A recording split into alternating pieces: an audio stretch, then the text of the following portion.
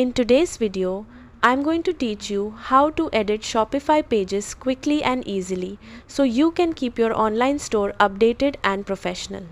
First, head over to the Shopify website and log into your Shopify account using your email and password. Once you're inside the Shopify dashboard, click on Online Store from the left sidebar, then select Pages.